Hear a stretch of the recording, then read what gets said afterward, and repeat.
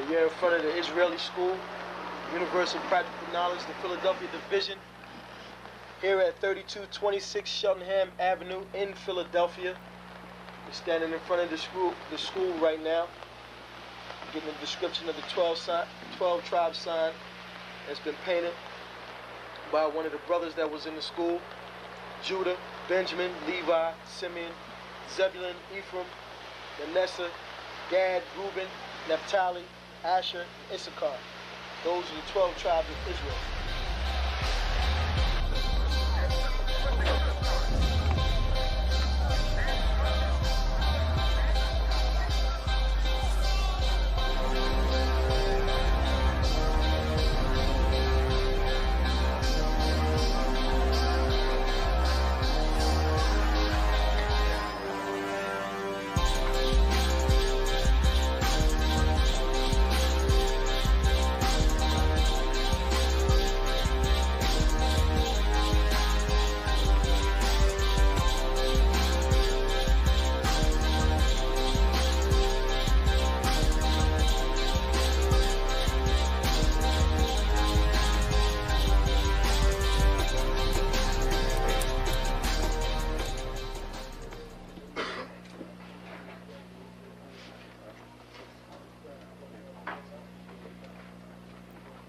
Shalom. Shalom. You've been waiting for this day, so this day has finally come. A lot of you have been wondering where this knowledge that you've been hearing is coming from, and the powerful truth that you've been hearing, how this was established. Well, we finally were able to arrange for the priests to come down from New York and spend some time with us. And I'd like to introduce them if I can. These are some great brothers. We're very glad to have them with us. We want to make them feel as warm as possible, because this is their work and the extension of their work and what they've laid down some time ago. I'd like to introduce, first of all, priest and Sixth Shield General, 4th in command in the nation of Israel, Lahab. I'd like to salute this brother. Majah. Barak.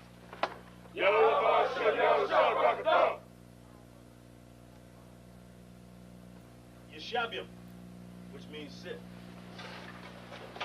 And I'm going to turn it over now to Priest General Lahab. Good morning, brother.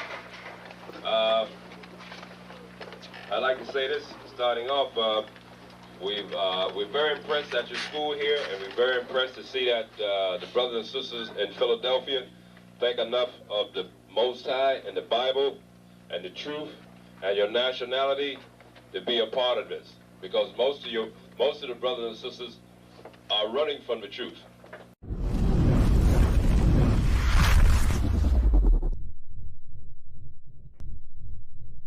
You mean everything you need, because I know you mean everything to Christ, and Christ means everything to me.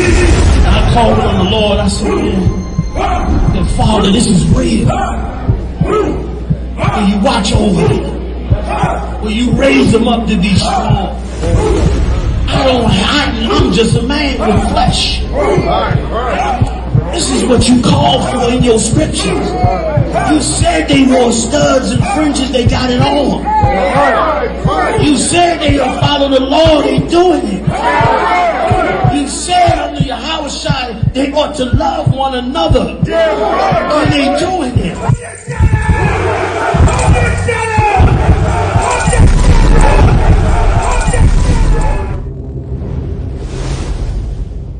Shalom, Israel. It's time to come get your full dose of truth for the week. You got Mondays, history class, taught by Officer 500 Shariwan and Officer 500 Ahabawan. 7 to 9 p.m. Eastern Standard Time. Tuesday, you got Word to the Unwise podcast from 6 to 7 p.m. Followed by the main event, Captain and Priest Hadaria Allah, teaching scripture breakdown, the Bible like you never heard it before. 7 to 9 p.m. Eastern Standard. Wednesday, we got Priest and Officer 1000 Awaja teaching you all about the law. Tune in. 7 to 9 p.m. Eastern Standard Time. Thursday, you got myself, Priest and Officer 5000 Kazak Amath, joined by Priest and Officer 500 Barak Yah, teaching you the Brotherhood class from 5 to 7 p.m. Friday, learn to speak in the holy tongue, the Lasha top. 7 to 9 p.m. Eastern Standard Time.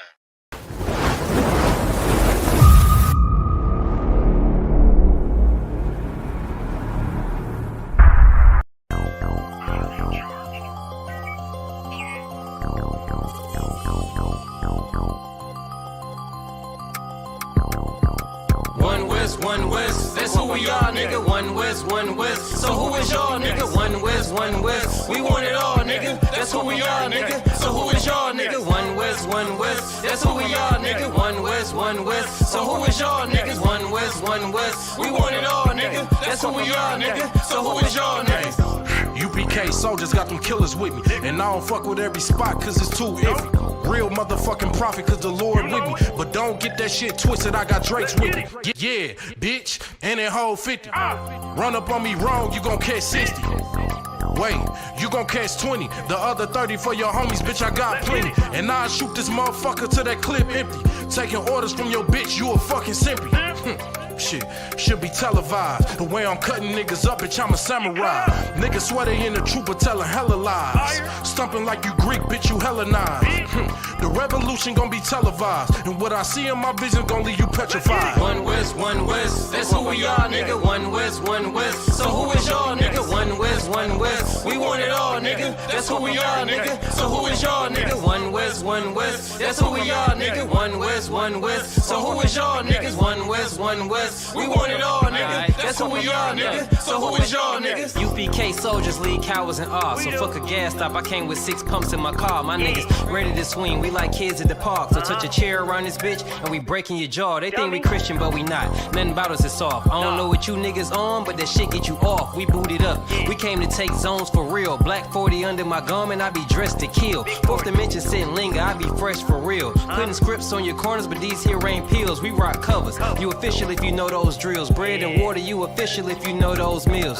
Yeah, you niggas soldiers get rolled over. You got police in your pocket, I got a judge in my holster. Oppressors out to get us, so remain sober. Or be chained to them chains till there's nothing that remains of us. A cult leader like Christ, we got the same culture. I bang on them, tell my enemies the reign's over. I up the cig and keep pulling like a chain smoker. The game ain't changed, One West stayed the same on them. One West, that's who we are, nigga. One West, so who is y'all, nigga? One West, we want it all, nigga. That's who we are, nigga. So who is y'all, nigga? One West, that's who we are, nigga. One West, so who is y'all, niggas? One West, we want it all, nigga. That's who we are, nigga. So who is y'all, niggas? Niggas talking prophets, yeah, we got plenty. We the reason why it's Israelites around the city. Karkazak tells a rock, bring Shamar out. We about to slide on them, see what niggas talking about. Young dog think he wise cause he a Kim in here. That shit lame, they didn't survive, nigga, Kim is dead.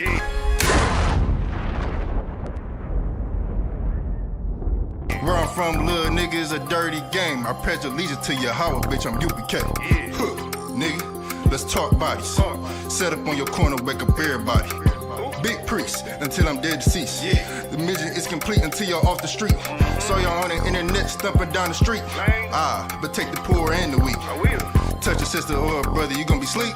But take the poor and the weak. One West, that's who we are, nigga. One West, so who is y'all, nigga? One West, we want it all, nigga. That's who we are, nigga. So who is y'all, nigga? One West, that's who we are, nigga. One West, so who is y'all, niggas? One West, we want it all, nigga. That's who we are, nigga. So who is y'all, niggas? Fucking with the brothers, then I'm giving out major pain. Clip full of ball heads, I'm shooting out Damon Wayne's. Driven ambition, I ain't never changing lanes. Wise as an old man, but I ain't slanging cane. This ain't a game, this shit way deeper than rap. You speaking the cap, but the shit y'all speaking is cap. I'm 5,000, but I still keep it a stack. I'm in the truth, not cause back then I was seeking the fact.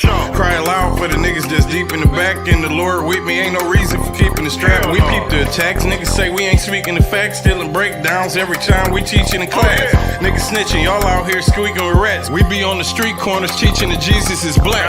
We on 125th Street, Harlem, nigga, you see where we at? One West, that's who we are, nigga. One West, so who is y'all, nigga? One West, we want it all, nigga. That's who we are, nigga. So who is y'all, nigga? One West, that's who we are, nigga. One West, so who is... Hey, listen, brothers and sisters, man. If you like what you hear, hit the subscribe button, man. Subscribe to this channel. And also, please, Go to isupk.com and pay your tithe. Drop me some cash so we can move around this planet like we need to, man, and do the things we need to do. They're one West. They're one West. They're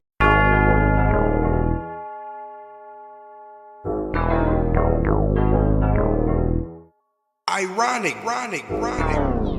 You know the truth is the truth, that's all I know.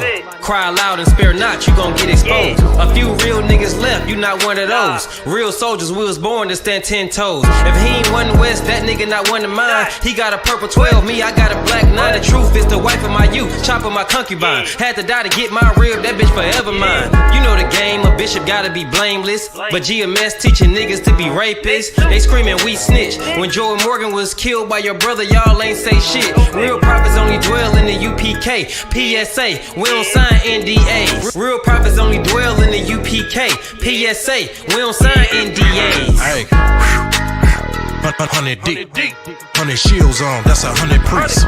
100 boots, that's 200 feet. Tongue like a sword when I fucking speak.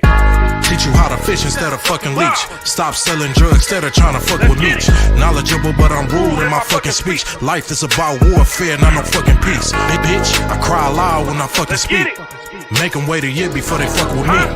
Turn a street nigga to a fucking priest. Cross a priest and I promise you forever sleep.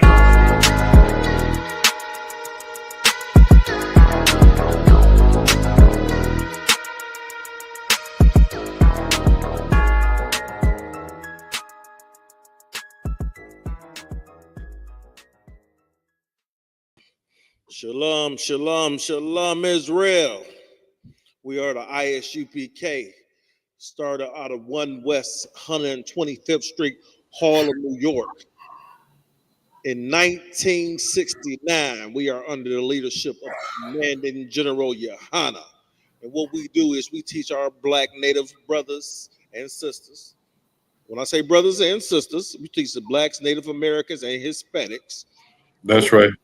Them folk, that's part of the 12 tribes of Israel, the children of Jacob. We teach them who they are according to this Bible, unlike what your Christian pastor has been telling you. Christian pastor been telling you you a slave, or you can't get heaven until you die. The different things that they tell you are such lies, right? And what we come to do is debunk those lies, right? And when I say those lies, I mean things like you worship this white Jesus or white Yahweh Shai, right? We show you right here in the ISUPK. This is where you're located. You was right. It's white Jesus. So Yahweh Shai ain't white at all. Kind of one kind, sir. They teach you this white Jesus is your Lord and Savior.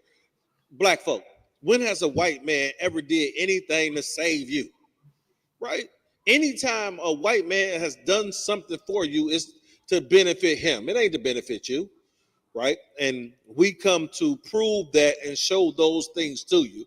Before I get to running, let me stop and introduce my Adawan. Sir, you got something you want to do? Shalom, Yahweh Ba'Shem, Yahweh Shai, Barak Atha, Yahweh Shemalatam Ba'Shem, Yahweh Shai. Again, the brother said, we are the ISUPK, the Israelite School of Universal Practical Knowledge, started out of 1 West 125th Street, Harlem, New York, way back in 1969. And since that time, and all the way we continue up till today, what we do is we teach the truth of the Bible. Understand? We teach the truth. We're the only home of the truth. The Israelite School of Universal Practical Knowledge. We teach the only truth. You understand? Of the Bible. Everybody else that teaching you the Bible outside of the UPK are liars, deceivers. Salakia, if I may, Baba, if you would allow me to not to interject, but to ask a question. You said they are what, sir?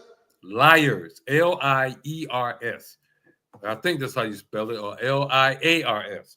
They liars. Layers. It don't matter. They liars. You know what they're talking about. They're not telling you the truth.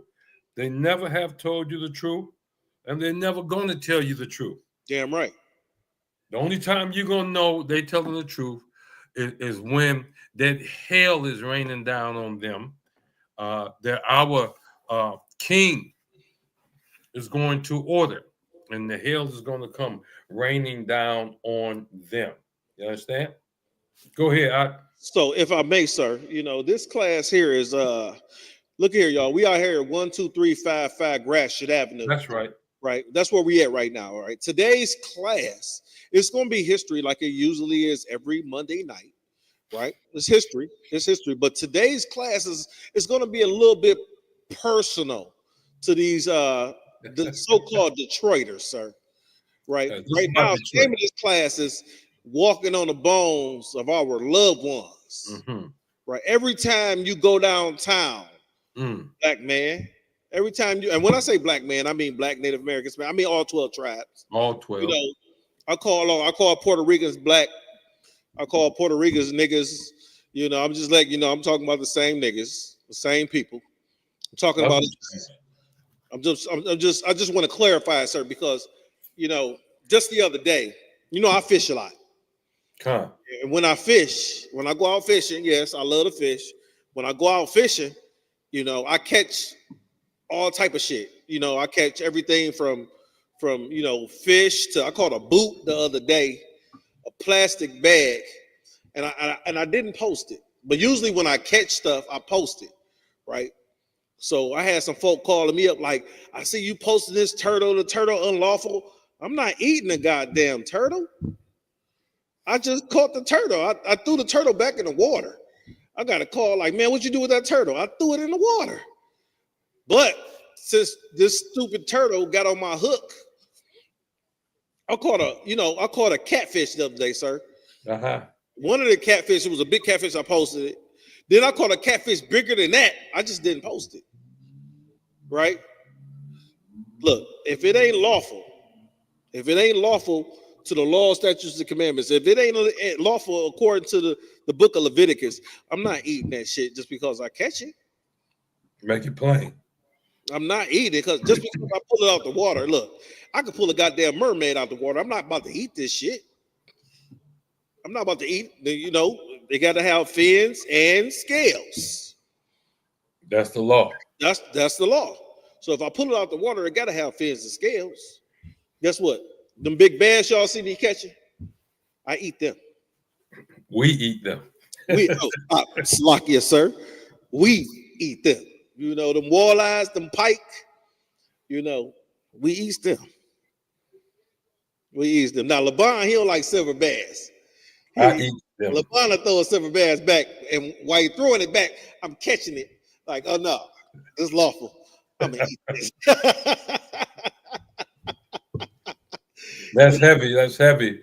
And you're talking about something that is lawful. Mm-hmm. And that in Detroit, I don't know if you've been to the grocery store lately, but in Detroit, black folks definitely need some of that you and Officer LeBon have been catching. Because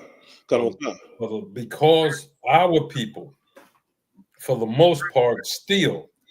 We picking up some numbers around here, but for the most part, still, our people, they don't know the law, statutes, and commandments. As long as you and I have been a part of the ISUPK, and we've learned under Commandant General Yohana, and we've been repeating what we've learned, our people still act like we don't know what we're talking about.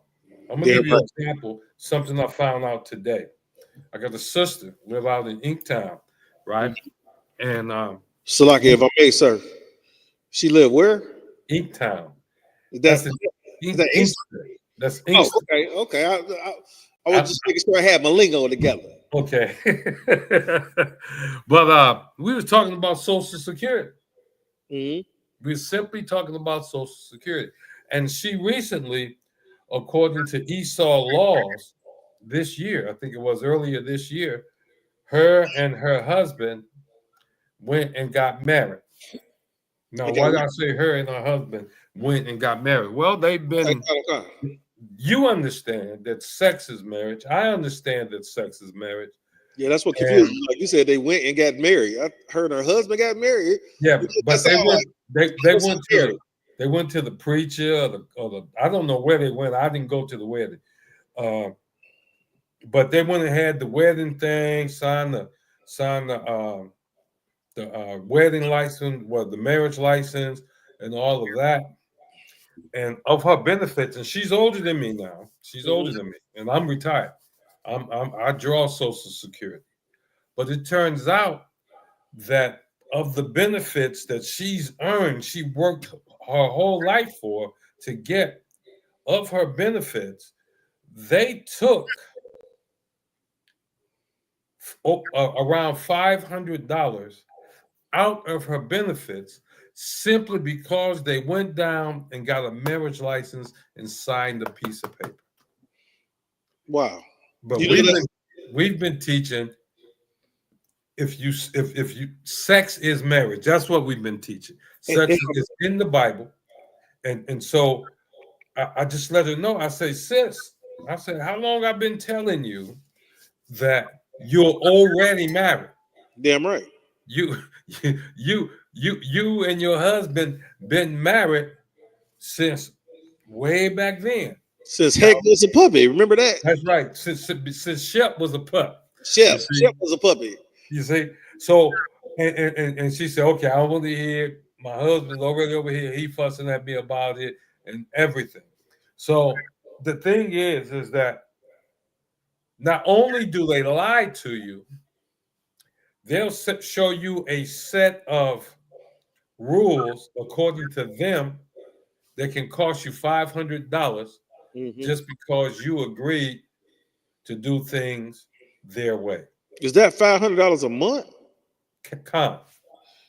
Look, come.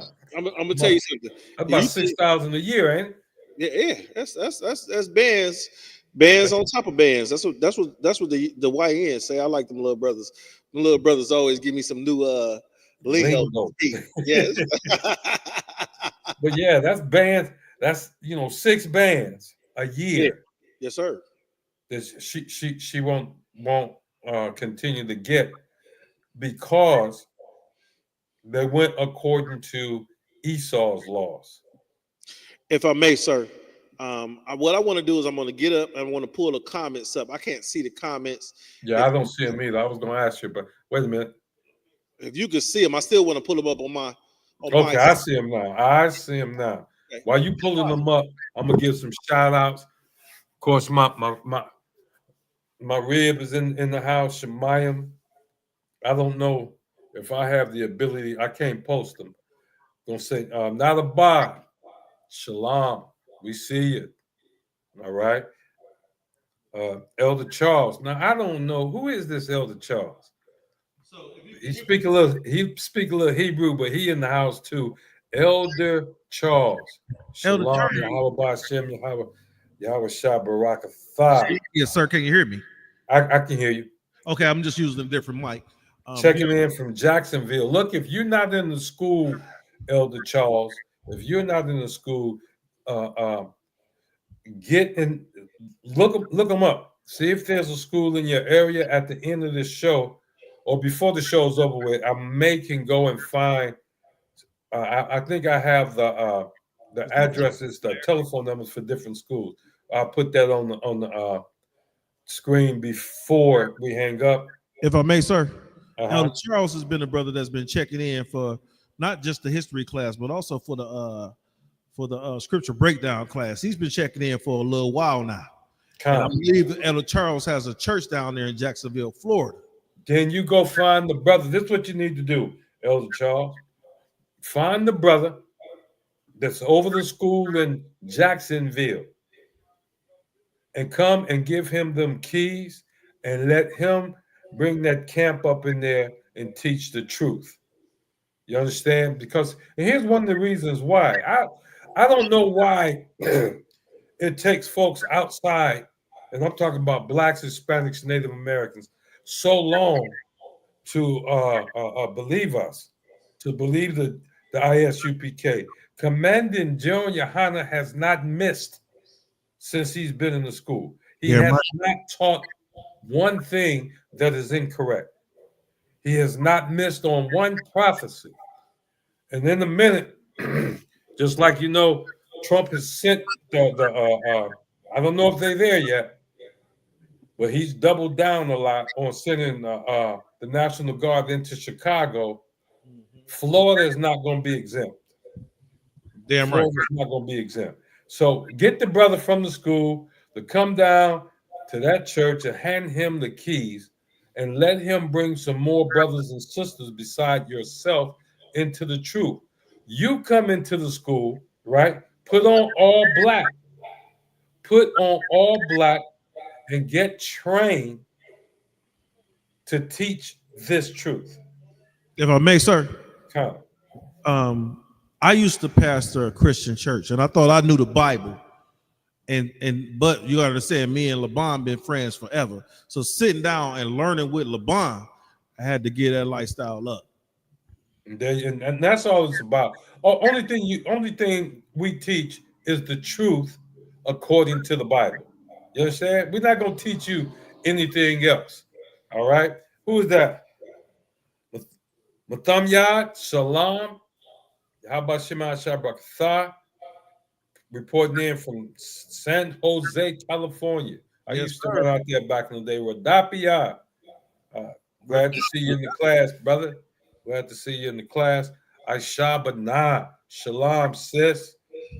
Like I say, Shemaya.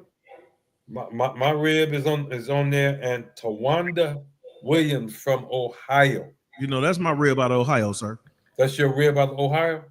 Con. Welcome to the class.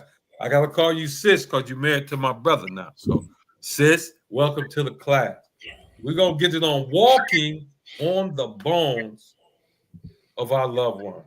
Yes, sir. Yes, sir. Yes, sir. Hey, sir, let me ask you one other question. You were saying that you are not able to select the comments and post them and put them up? Correct. Okay. All right. That's cool. We'll figure something out. What I might do is get one of those remote mice, and with the remote mice I can see it and control it from up here. So you know, I'm gonna go ahead and put that together. But sounds good. Like we were saying, you know, hey, before you do anything, everybody that's in the class, give us a like, a share, give us a subscribe. And right? subscribe if you haven't done so already.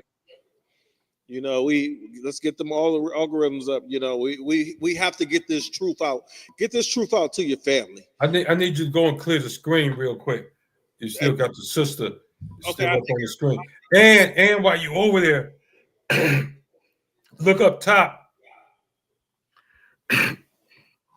On the right side, look up top, and let's get a UPK symbol up in the top right corner. You know what I'm talking about? You know, I'm not the professional when it comes to this. You have to get out of the comments. You will see it once you get out of the comments. Well, you want me to go to banners or stop? It's in that. It don't hit the banners. Okay, style. Not style. What the banner is going to roll at the bottom. The style is just how your picture is going to show. It's some more stuff up there you can hit. You can run that banner if that's our telephone number. Run that, yeah. Let that run. And there's a way. You should see some. You see any icons up there of the school symbol of our symbol?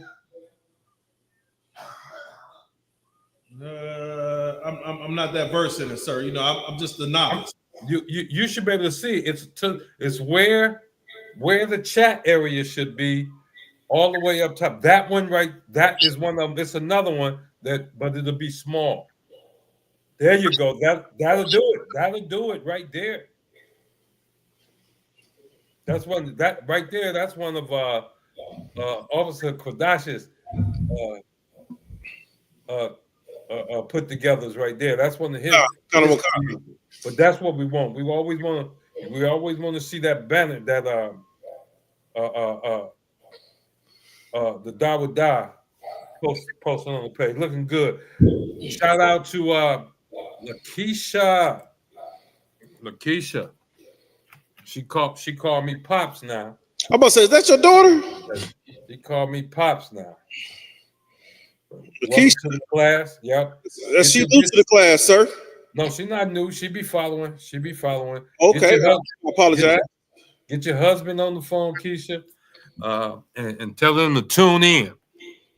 I know he believes he has a different religion, but as so-called blacks, so-called Hispanics, so-called Native Americans, let me dispel this lie you've been told.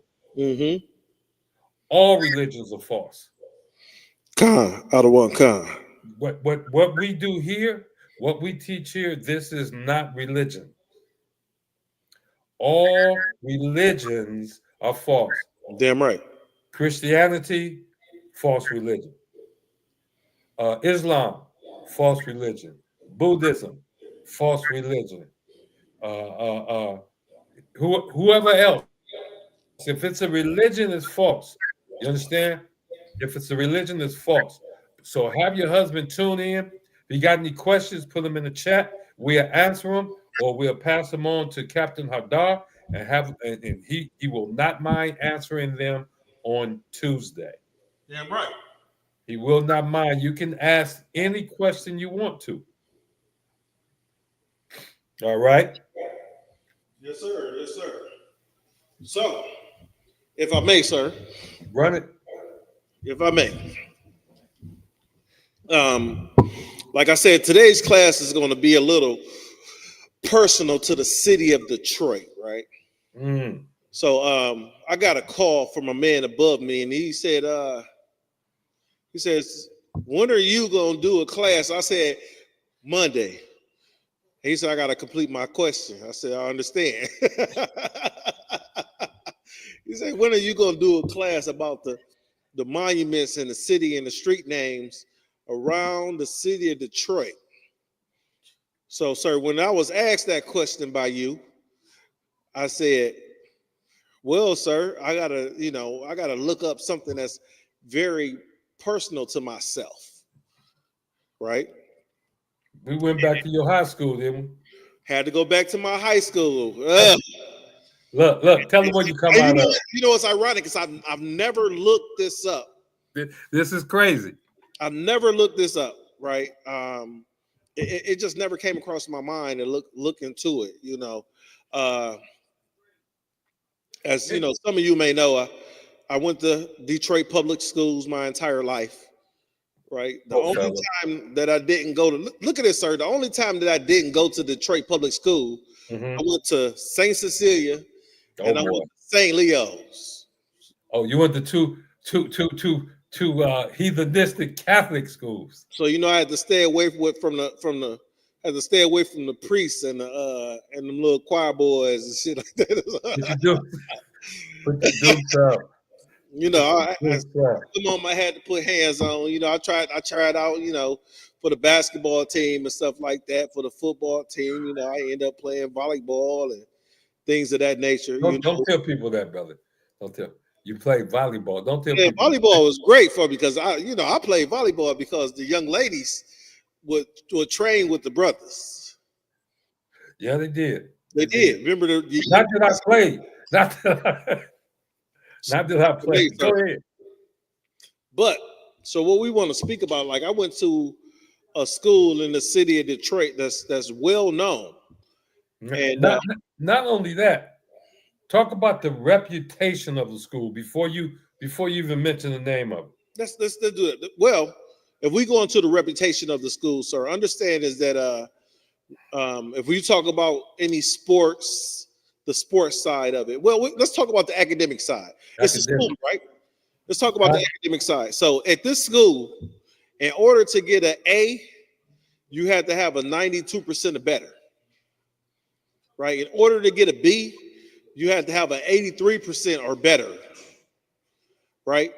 So in order to get a C, You had to have a 74% of brother. You see the way this is going. The standards are high. The standards are high. Mm-hmm. Now, to play basketball or football, play a sport, you have to keep a 2.5 GPA. Right? So with the raised standards, with the what you call that, with the grading scale, with the raised standards of the grading scale, a 2.5 at this school was probably a 2.6, 2.7. You know, No. It's higher. It's higher than that. I'm trying to, you know. I went to Cooley and Mumford. A Cardinal, the Redbirds. I went to Cooley and Mumford. So, no, what y'all was doing over there, those grades. See, and here's why I say it was higher than that. Mm-hmm. If you graduated from the school you came from, and you had a 3.0 or better, you can go to college. You was going to get a 3.0. That's a B. If you had a B average, you could go to any college almost in America. The only people that was going to be seen higher from Michigan, higher on the line or from the Detroit area, who was going to have a higher grade out of Detroit public school or be looked at in a better light was somebody who had a better GPA than you did. Damn right. But if y'all both had a 3.0, they was going to choose you because you came from the school that you came from. We're gonna show you how all this linked together. Right. So you understand that not only did this school have a scholastical what you call that, honors higher, grading scale higher, which was more challenging. That's right. We still kicked, you know, that $, in football, basketball, golf, baseball. See, now you know he was at a bougie school if they had a golf team. I ain't say tennis. We had tennis too. And tennis. They got a golf and a tennis team. We got a men's tennis team at this school. So, you know, most Detroit public schools don't have a men's tennis team. Now, here, watch this, Detroit. Watch this. What school you come out of? I came out of, hold on. No, I ain't gonna do that. UPK, nigga, I'm UPK all up. No, no, but I graduated from Cass Technical High School, sir. He graduated from Cass. We call it Cass Tech for short, but it's called Cass Technical High School. Lewis Cass Technical High School. His name was Lewis Cass. Count on one count, sir. Now, Lewis Cass was how can I put this? We consider him to be infamous. Yes, we do. And the reason we consider him to be infamous is for the same reason we consider a number of other people to be infamous. And I'm gonna just name one. Joseph Campo. Count on one count. Another one. Joseph Campo. What am I naming? Here's another fellow by the name of, the family name is Shane. Shane, yes, sir. Shane. Another infamous individual. All these are infamous people. All of these are infamous people. And we're going to give you some more. But what is the one thing that all three of those people have in common? I could name a couple. Let's ask in the chat. They were not Shemayim, because I've been talking about this around Shemayim. What is the one thing them people Tawanda, what they got in common? What do you think they have in common? Keisha? Yeah. That makes these people infamous according to the way we look at it. If I may, sir, while you going through that, can I say something else? Okay. Now, what I want you to understand, Israel, is that even though Cass Technical High School is a scholastical school, what you have to understand that it's 90%. It's over 90% 12 tribes. Well, I'm gonna say it's 90% Judah, right? It's 3% Issacharite and Ephraim, right? So it's 90% nigga, 93% nigga. That's right. Right? And this is a school named after someone that was Laura got it. Laura got it. Salakia? We got somebody in the chat named Laura. Laura cheating. Laura with the cast too. Laura cheating. What'd she say? She said what they have in common and what makes them infamous in our eyes. Hey, Laura cheating. If she came out of Cass, she's still talking about Lewis Cass, and that is every name we call so far were slave owners. Damn right. You understand? Let's not get it twisted. There were slaves in Detroit. Damn right. You understand? Detroit has a reputation, or has advertised the reputation as being one of the last stops on the Underground Railroad. Downtown Detroit. You know, what's the name of that church? I know it's over there on Woodward. I can't think of the name of it. Big church down there in Greektown was the last stop. That was the last stop? Yeah, the big church down in Greektown. I'm trying to tell you, there's a bar next. You know, I know where the bar at. I just don't know the name of the church. Yeah, we don't follow churches. But Laura is absolutely right. All of these men were slave owners. Damn right. Slave owners. Matter of fact. Yes, sir. We didn't, and watch this. Lewis Cass, I believe this dude is so famous, he got the school and the street named after him. But what I'm gonna do is you know we got the school and the street named after this and the street fucking slave owner. I'm gonna see if I'm looking at my list. I'm gonna call their whole name and understand the street. This is about streets being named after them. The first one is Elijah Brush. And I'm gonna just read what it say. The name for attorney and landowner Elijah Brush. That's Brush Street. Mm-hmm. Who is recorded as owning enslaved. Now, understand, they're gonna try to whitewash this. They're gonna try to sanitize this. So as I change some of the words they got in their writing, understand slavery is slavery. The whipping post down used to be down by Joe Louis Arena. Did y'all know that? The whipping post. Damn right. Down by Joe Louis. Joe Louis. And then they came back a few years ago, and put that doggone it made us angry because we used to be at Campus Martius, and right across from where we used to hold camp at Campus Martius, they put up that doggone NFL, the draft is coming, the NFL draft sign, and a countdown to the draft.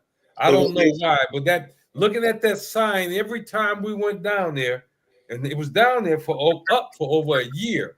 It was. And every time I looked at it, I couldn't think of anything except for a slave auction or the whipping post.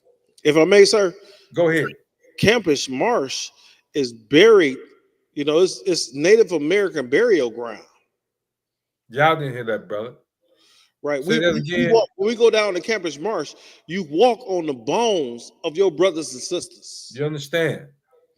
While you down there ice skating, while you down there enjoying the fountains, not just that. Think about it. the LCA. What else is down there? Fort Field. Fort Field. That's on the bones of your brothers and sisters. That's right. Of the Native Americans over here. You know, I live over here on Gratiot. Look, you start walking up Gratiot, you see some crazy looking names. Iroquois. Slovakia. I got the hiccups. Iroquois. Damn right. That's Native American. That's your brother, your sisters.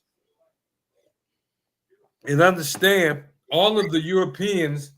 Now, Detroit was a French town at first, but all Europeans, they named things like that, just like the NFL did. They named their teams the Redskins because what? They unalived all the Native Americans. Mm-hmm. They named they team the Chiefs, the Kansas City Chiefs, because they unalived all the Native Americans. They named the Iroquois Street Seneca, and some more streets over here. Hey, sir, what about the city of Wyandotte? That's another Native American name. Wyandotte? Wakan. You see what I'm saying? Tecumseh.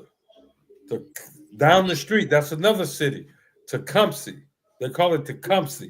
Yes, sir. That's Native American, and they're not honoring the Native Americans.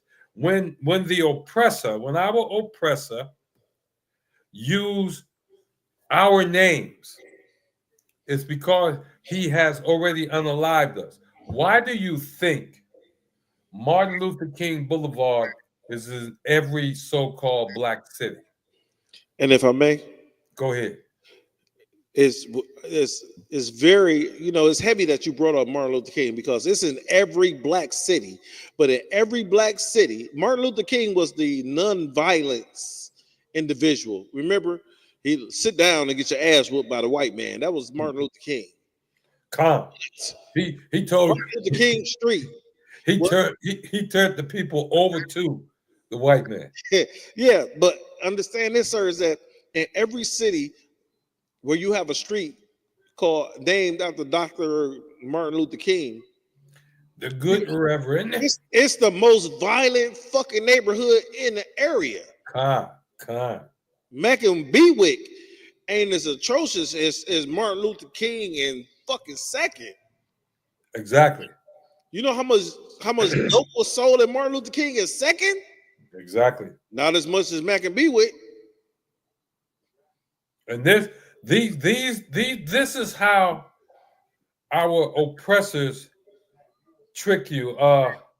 StreamYard said it's the Issacharites with the Garcias, Lopez, and Hernandez Spanish big-time slave owners. In other words, you right, StreamYard. You are 100% right, Officer StreamYard.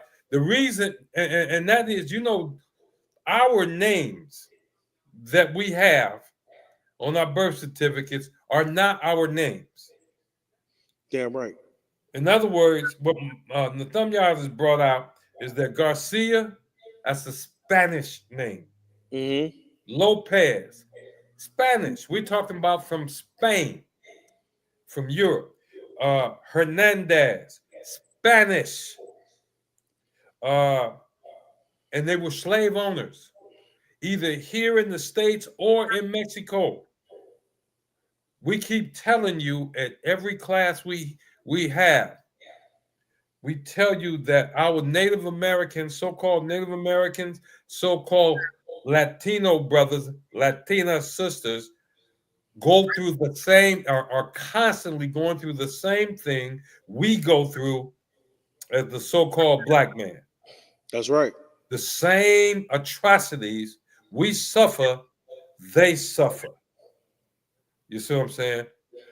Lewis Cass was a slave owner. Let me give you the name of some more slave owners. These are all names of streets. Joseph Campo. That's right. Now, let me explain something about Campo. It's not just Joseph.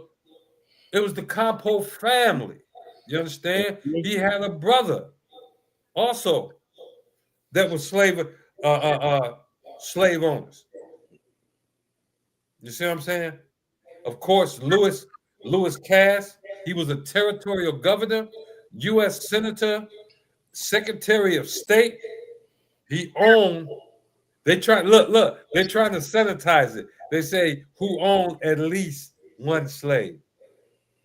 That's because he became a governor, he became a U.S. Senator, and because he became Secretary of State, that they try to sanitize it. I bet you he owned more than that if we go back. And guess what? They got the records. Don't get me wrong. He definitely owned more than one slave, sir. Yeah, he definitely owned more than one. Hey, look, let me read this real quick for you, sir. Go ahead. Cass's household included a slave, right? Referred to a servant named Sally, who was later sold to Alexander McComb. That's another street. Macomb is? That's Macomb Street. That's a county, Macomb County. Another one of Detroit's wealthy slave owners for $300. Watch this. Let me add this. Hold on 1 second. Just let me add this for you real quick. I'm gonna add this. When he say Alexander McComb, one of Detroit's largest slave-holding families in the 18th century. That's the 1700s. Go ahead. Right, following the Mexican-American War. Think about it. They went to war against our brothers. You see that? Mexican-American War. As debate raged over slavery in the territories, Cass advocated and originated the phrase popular sovereignty, meaning territorial residents should decide the issue. Says he later voted for the Compromise of 1850. What compromise was that in 1850? Oh, you pulled that, did you? What compromise was that? The only compromise of 1850 that I understand was the 3/5 compromise, unless it was another one, sir. You tell me. The one that they're talking about here, please, this is the compromise where, believe it or not, slavery in Detroit became grandfathered. If you own slaves prior to a certain date, and your people were slaves, or the slaves themselves were in slavery prior to a certain date, then they could continue to be held in slavery. Mm-hmm. But if they came into slavery after that date, or you became a slave owner after that date, then you had to let your slaves go free. Well, they just turned them into indentured servants there. Damn right. You see, or what's the other one? Sharecroppers. Sharecroppers. You see, another family that has another slave holding family who owns slaves and got the street named after him is the street Shane. Damn the right. Shane family. You see what I'm saying? Another one. We got a cut named after this. Super famous. Matter of fact, I already know what you're gonna say. Keep Growing Detroit has a farm right in this area where we go get our seeds and our seedlings from, so we can plant these different community farms. And that is the Quinder. I was going there. Name the Quinder Street, the Quinder Cut. This is named after the Quinder family, which had members who was early slaveholders. They got in on the bottom floor slaves up here. You know what I'm saying? One of the most famous streets in Detroit, named after one of the most famous names. I never thought to think of this one myself. There's a fella who became the 3rd president of the United States. And Detroit named the street after him. His name is Thomas Jefferson. If I may, sir. Khan. You brought up the DeQuinder. I just wanted to read. Go ahead. Feel free. Go ahead. Please. So the origin of DeQuinder is from French, likely a place name or surname. It says, with the name becoming a prominent in Detroit, Michigan, due to Captain Antonio DeQuinder,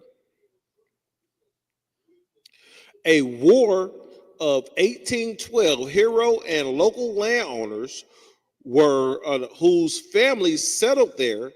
The surname DeQuinder itself is believed to have evolved from the old French word DeQuinder, which is of the queen. De is in Spanish, or de or dale is of, right? A term that may refer to geographical features, right? The French roots, the name DeQuinder is of French origin. It's of French origin, correct. Yep. And what I have in front of me, which had members who were early slaveholders. Now, you mentioned DeQuinder was a hero from the War 1812. Damn right. Quiet as it's kept. The War of 1812, believe it or not, actually took place in Michigan. They actually helped fight that right here in Michigan. Yeah, in Michigan. There's a 1812 battlefield 30 miles south of us in a little town called Monroe, Michigan. Damn right. Understand? They got a street down there called Hull, Hull, another slaveholder. If I may, sir. Con. You got a street right here in the city of Detroit, right off of 7 Mile and 75 called Hull, Hull. I owned property over there years ago. Named after a slaveholder. Named after a slaveholder, sir. Think about this. Not the blackest, but one of the blackest cities, right, is full of what? Slave owner names. The streets, yeah. We haven't even gotten near the monuments yet. We ain't got near the monuments. We're just talking about streets and only Hull in one school. What if we went to McKenzie? I have to look him up. See if he on.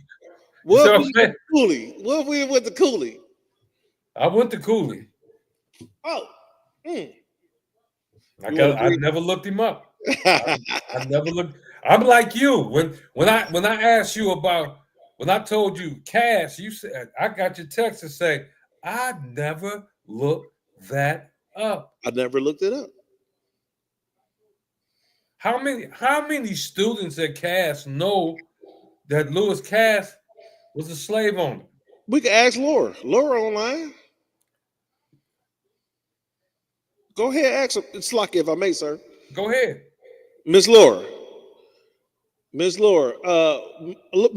you please, I understand you from Cass, you went to Detroit. Could you please put what city you in that you reside in right now? And the second question is, did you know or did you understand that Lewis Cass was a slave owner and trader, a slave trader? While you were a student there? I didn't, and I'm gonna tell you, sir, I didn't know. I graduated a year before Laura, and I didn't know. And this information, I was that guy. Even in high school, I'm bringing it. Hey, did you know? But I probably would have got kicked out, like I get kicked out of other places. Yeah, we've been kicked out of better places. I've been kicked out of better places. Shemayim just hollered at me not too long ago. I got to tell you what she said. Where she at? Out of South Carolina? Where she say she from? Spartanburg, South Carolina. Spartanburg. We are Sparta. That part of Spartanburg, North Carolina. We the researching the people in the world. I bet you. Shemayim put on the street on the thing. Mm-hmm. Pontchartrain, and she mentioned Seminole. This is Pontchartrain. Oh, we. So those Pontchartrain sound Native American. It does. Which means, remember, if you see Native American names, those names exist because these are men who are these are people that were unalive by our oppressor, and then our oppressor takes their name and puts it on the sign and say, "Well, this is the Pontchartrain Club downtown. This is Seminole Street over here." You know what's so heavy about that, sir? Con. The white man says he doesn't steal anything. He conquered. That's what he says. That's what he says. He said, "I don't steal. I conquered." And Laura says that she found out in college. Hey, Laura, what college was that you went to? Now, I asked this question because I know. But at the same time, to be Howard. But she got to be. I got to ask you to think about it. She gonna bring up a college, and then we might have to look up that college, because Laura went to college right here in the city of Detroit. I'm the one that went to college out in Southfield. The black people down here, I'm reading what you said, Laura. The black people down here still don't deal with Esau. There's an argument over moving a clock tower from their old slave market. I might need to move down there. Let me see if they hire. Let me see if they hire. This says Spartan. She said LOA or Wayne State University. She went to Wayne State. Wayne State. Anthony Wayne. No, don't tell me Anthony Wayne was. Anthony Wayne. And we got to look up Anthony Wayne. Anthony Wayne, sir. You're not in your computer, right? I can pull it. I can get to my tablet real quick. Just ask the question: did Anthony Wayne, who Wayne State University is named after, own slaves?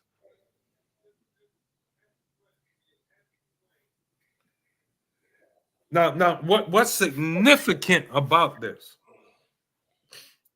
But while he's looking that up, I'm gonna give you the rest of these names so that there won't be anybody else who say they didn't know or they found out late. You're finding out today.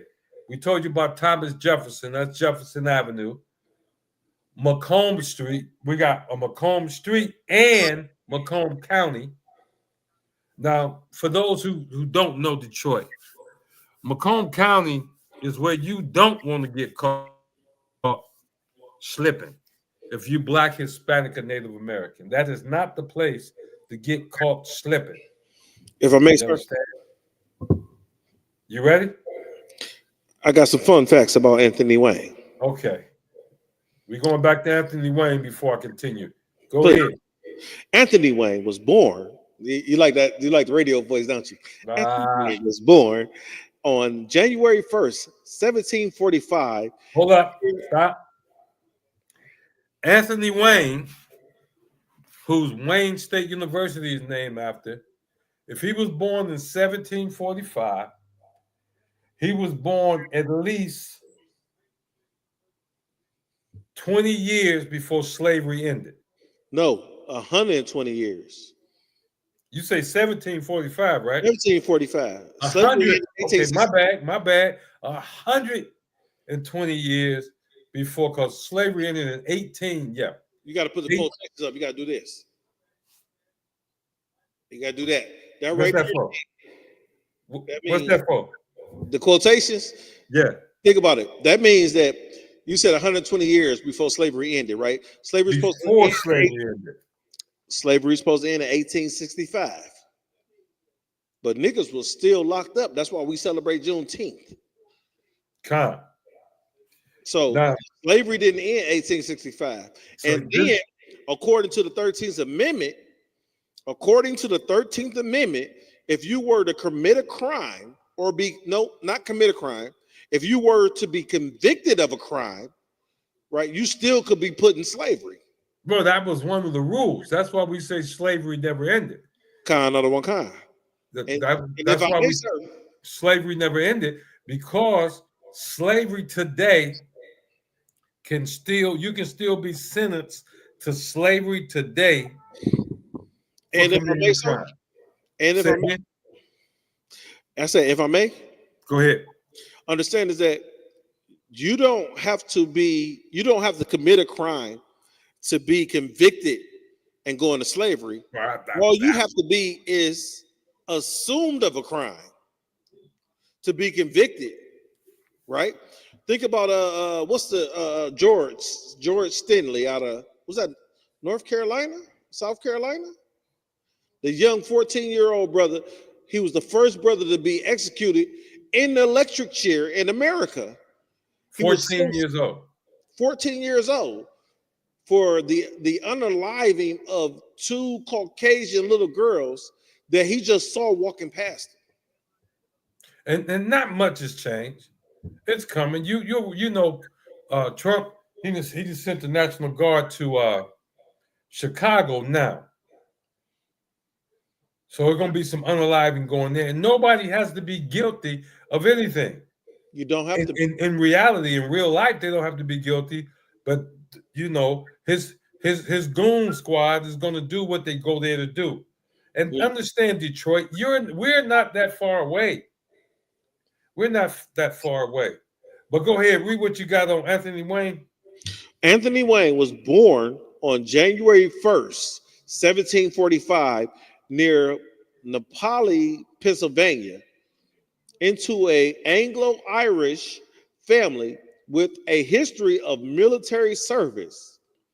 After working as a land surveyor, he joined the Continental Army in 1776. Sir, what happened in 1776? That's when we fought against the British. It sounds like the what's that? The Independence Day. Yeah, that's fighting against the British. Right? And became a brigadier general during the American Revolutionary War. So Anthony Wayne was a general. Yes, sir. During the Revolutionary War. Yes, sir. His military career continued after the war, leading to his command in the Northwest Indian War. All right. So they attacked the North Indians on the northwest side of the so-called United States. Just think of the Trail of Tears. Keep going. I'm trying to find out whether this man owned slaves. Oh, did he own slaves? You know, I could go ahead and look that up. Yeah, did Anthony Wayne, whom Wayne State is named after, did he own slaves? That's the thing that we want to know, because here's the thing. Why they gonna always paint themselves as looking out for poor black folk. We know y'all just slow and all of that. They are starting to learn that there's some intelligent brothers and sisters running around here, and we will uncover the facts. I'm gonna keep it real. If he was running around in the 1700s, it's no way you can tell me this man did not own slaves. If I may, sir. Go ahead. This is heavy. It says Anthony Wayne had previously written and expressed his disgust with the way some slaves had been treated in Continental Army camps. Okay. He was a general, right? Yeah, if I may. In the Continental Army. Yes, sir. That means the slaves was under him. All right, go ahead. Says he nevertheless purchased several enslaved people. Yeah, he purchased slaves. He purchased slaves. He was upset, right? He was upset the way some slaves were treated. But nevertheless, if I may, Slakia. He was upset the way some slaves were treated, but he still bought slaves. You know why he's upset? You're treating them too goddamn nice. Oh, they was treating them too good. Treating them too good. That's what he still purchased several enslaved people to work on his new plantation. It says, and even hire overseers to direct their labor. Now, you was treating if you have a university named after you, you're a pretty famous person. He should have appeared on this list somewhere. Yes, sir. But you see how they sanitize things? They want you in Michigan. They want you in Detroit and in Michigan in general to think that the boss names, the famous names associated with this state had nothing to do with slavery. Oh, you can come on up to Detroit because we wasn't about that slavery stuff, and it's all a lie. If I may, it's sir, all a lie that's hidden. Go ahead. What you got to understand is that you ever hear of the mad? The mad? Let me explain it to you. The origin of the nickname, a disobedient spy. The origin popular story attributes to the nickname to a deserting spy who, upon being ordered by Wayne to receive a severe punishment of 29 lashes, called Wayne mad. In frustration, the spy allegedly murdered Anthony is mad. He must be mad or he would help me. Mad Anthony, that became his name. Anthony, Mad Anthony, the nickname. Mad Anthony Wayne. Mad Anthony Wayne. This is more than what I didn't expect all this to come out. When you asked me to look something up, I had to find it. So Anthony Wayne, Mad Anthony Wayne, Mad Anthony Wayne, State University, and it's a Wayne State now. It's not. Well, yeah, it's on par with the state colleges, Michigan State. He's as famous. Wayne State is as famous as Michigan is, as Michigan State. Not for athletics, but because it's in Detroit.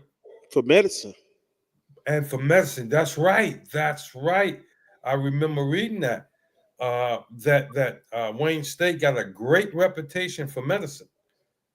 I got a cousin who went to school in Wayne State and then went out to Saginaw to finish up her doctoral degree, and now she back down here in the city working. You see. Now, why is this important? Let's take a look at just for a make a smaller picture and see how this makes sense. In the 50s, they had a war called the Korean War. It ended in the armistice. In fact, they're still at war, but you got North Korea, you got South Korea. Do you know South Korea will not allow North Korea to build one school or to name one street? Damn right. After anybody from North Korea. Can you imagine South Koreans going to Kim Il-jung? I guess that's the one. Yeah, Kim Il-jung University in South Korea. It's not going to happen. It's not going to happen. But we've taken our children, even as babies, and we sent them into school named after slave owners, and we expected that they were going to be treated fairly and given an adequate education. Damn right. We really expected that. You see what I'm saying? And guess what? Our oppressor has never dealt with us fairly. Has not. He's If I may say, always dealt with us from a position that we must be under his oppression. That's right. And it was always a bad thing anytime we resisted that oppression. The only reason they took out Martin Luther King is because he created resistance, even though he was turning our people over to suffer more up under them. He could not bring back to them the happy slave. You see what I'm saying? I asked this question. You say the only reason why they took out Martin Luther King is because he wouldn't bring back the happy slave. That was it. Me personally, I understand is that towards the end of Martin Luther King's reign, he had said he believed he had led his people into a burning house. And that was all they was gonna give him. Ass out there. That's all they was gonna give him. Nigga, you didn't bring us no happy slaves, and now you telling them they have a reason not to be happy? They have a reason to revolt? Oh, you was right. Oh no, you'll say nothing else. You was right. Martin Luther King started to tell black folk you was right. You was right. I was wrong.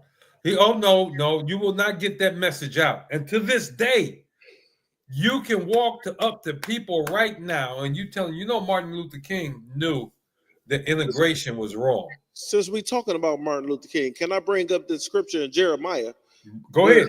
The Lord called Martin Luther King a false prophet. Okay, go ahead.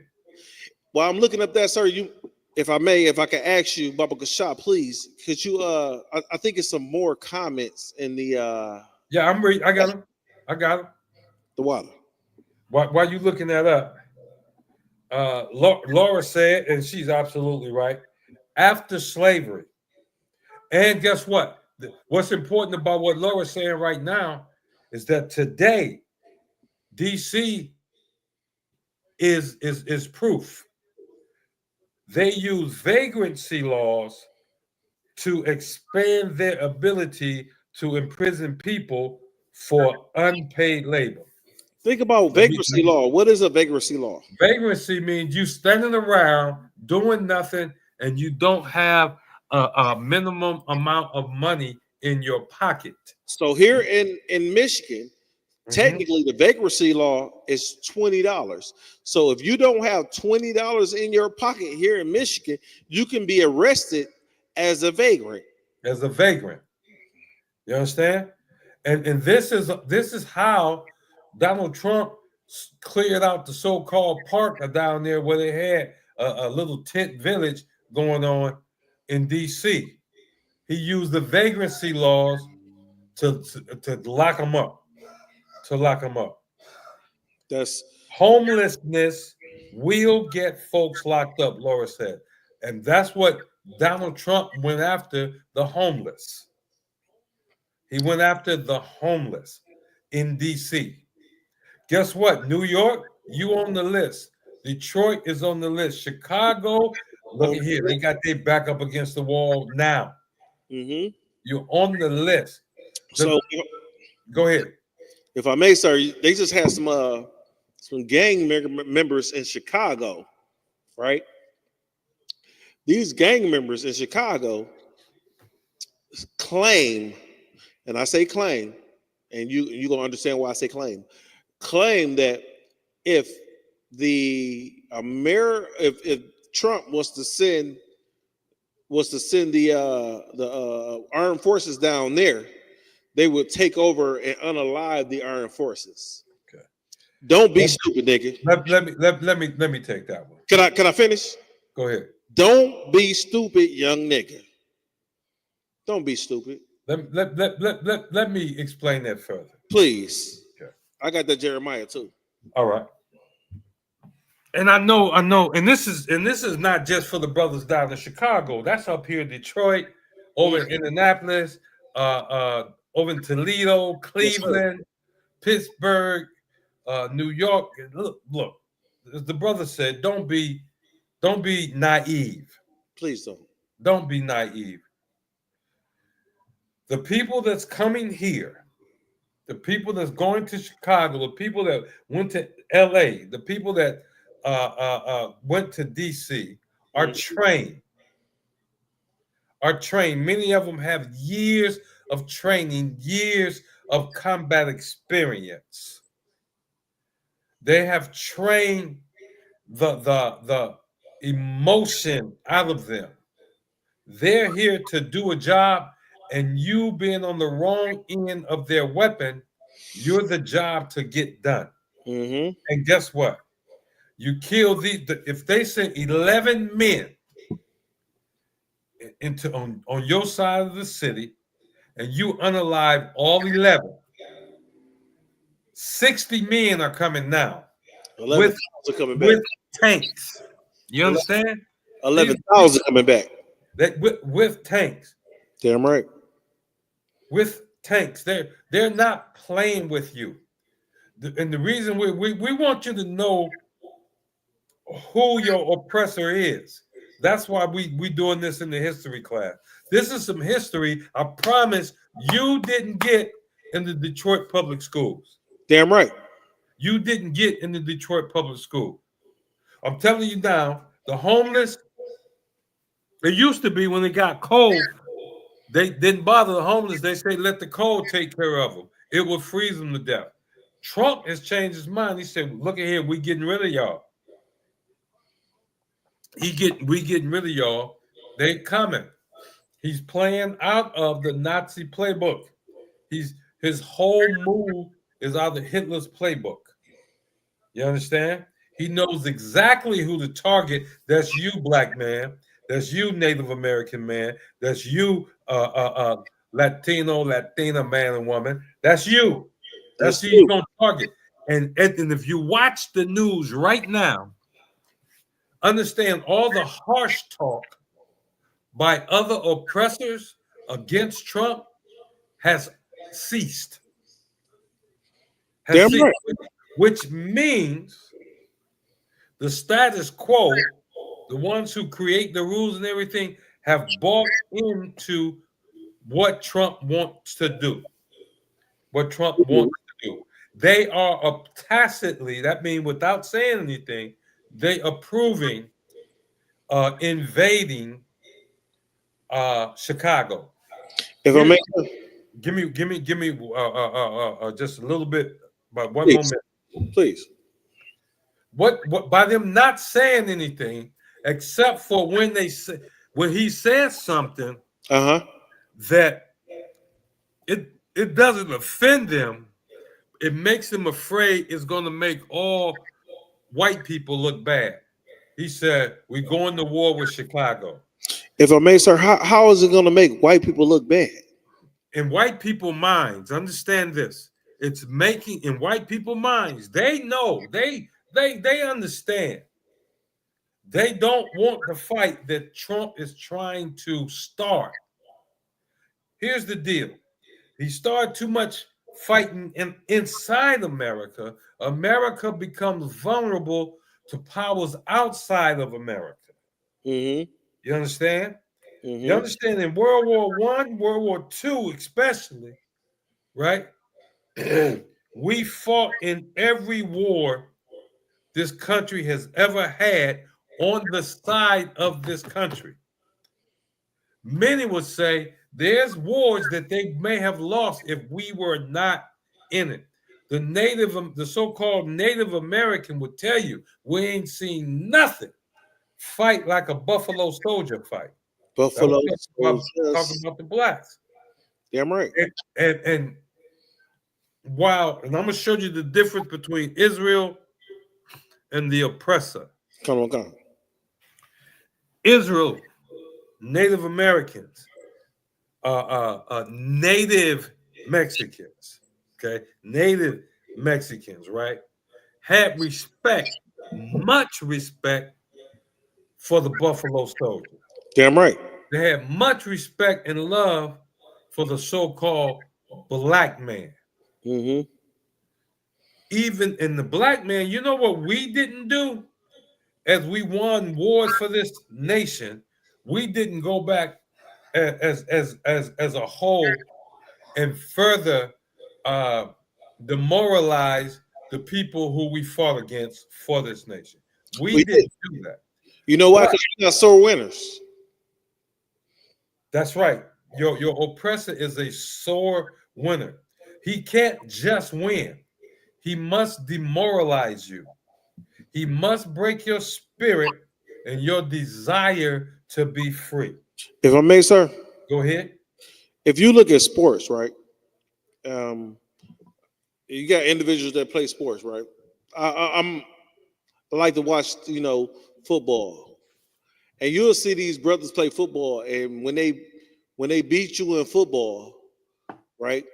They don't come out after they beat you in football and annihilate your family. Hey, tell your kids, I fucked your daddy up, I beat his ass. They don't go out and tell your wife, no, that's why your man ain't better than me. You know what I'm saying? They don't do that. Hey, I won the game. Good looking out. I'll let you next game. That's what we do. That's the difference. We do. Now we're a clown. We're getting the end zone and clown. Even the oppressor will not allow us to clown too much. What do? They're gonna throw the flag for unsportsmanlike conduct. That's because he don't know how to be. He don't know how to win. Well, no, because what he want to do is after he get a touchdown, he want to go down to the other end of the field and shoot you. You see what I'm saying? Hey, he want to go to your, like if he in your field, he want to go down to your star in the middle of the field and take a dump. Right.